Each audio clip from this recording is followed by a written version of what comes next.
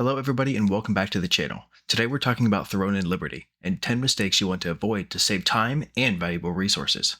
Whether you're new to the game or just looking to improve, these tips will save you time, effort, and frustration. If you guys find this video helpful, consider leaving a like and subscribing, I'd really appreciate it. Let's jump right in. In Throne and Liberty, your progression is tied to your weapon choices. While it might be tempting to experiment with different builds, randomly switching weapons will cost you precious resources. Focus on deciding your main weapons before level 20 to avoid wasting upgrade materials. For example, if you spend a few weeks upgrading the daggers, then switch to a bow, you'll have to grind all over again, so pick wisely. As you can see here, my dagger is level 8 and my crossbow is level 9 for the mastery points. This takes quite a while to go through. I've been playing this game for a little over 2 weeks now, and I'm only at mastery level 9 out of 20. So pick early in the beginning, kind of feel out what weapons you like, what skills you like, watch some videos so you don't end up wasting a lot of time.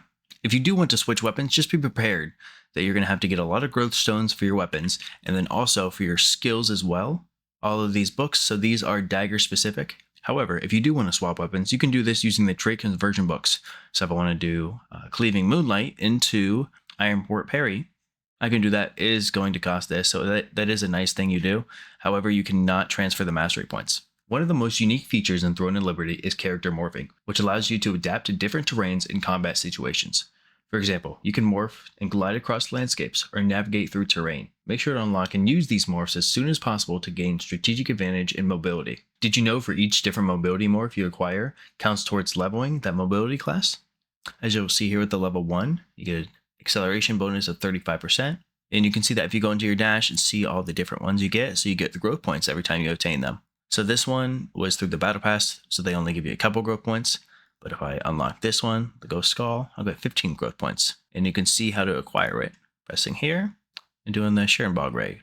Contracts in Throne and Liberty offer fantastic rewards, but here's the catch. Those rewards get significantly better at higher levels. It might be tempting to use your contract rights early, but save them till you hit level 50 to get the most out of them. As you can see here in the bottom right, the contract rights, right now I have 63 out of 60. Those refill over time, so if you're getting up to 60 or going over, you want to probably bring it back down to about 40, 50 until you get high enough to do the resistance contracts. For your special contracts, you want to buy the Allied Resistance Forces contracts. You get 6 per week, and over here, you get 3 per week. As you'll see here, they have really good rewards, so you want to be buying these weekly, and then you can get some epic gear from here, you get some materials, and the Abyss currency. Weather in Throne and Liberty isn't just for show. It directly impacts your gameplay. For example, rain boosts lightning-based abilities, and wind affects the range of arrows and bolts. And you can see that if you click top right and hover over the moon or the sun icon. It'll show you it has a gentle breeze, and it's at night. You can also see it if you go into your map, and it'll be on the bottom right, along the bottom. As you can see here, the Sanctum of Desire is only accessible during rainy weather.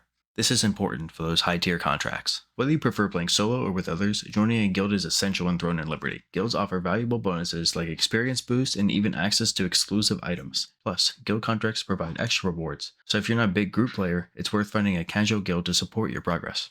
Don't skip on the Codex. Completing 3 parts of it, Adventure, Exploration, and Collection, provides huge experience boosts. This is one of the best ways to level up quickly, so make sure you're working on it alongside your main quests.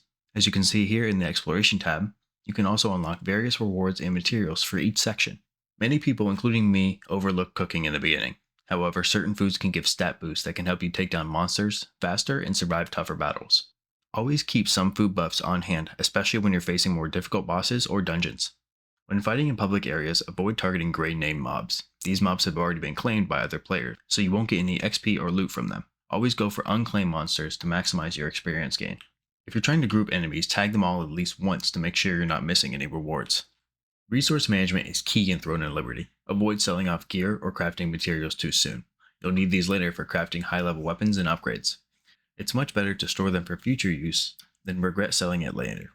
As you can see here, I have a lot of my storage. I usually put food items and miscellaneous gear. You can also go into the bottom right and press the expand, and you can use Solit to expand your storage. You can also do the same with your inventory, but it does get to a point where you need to buy a Lucent.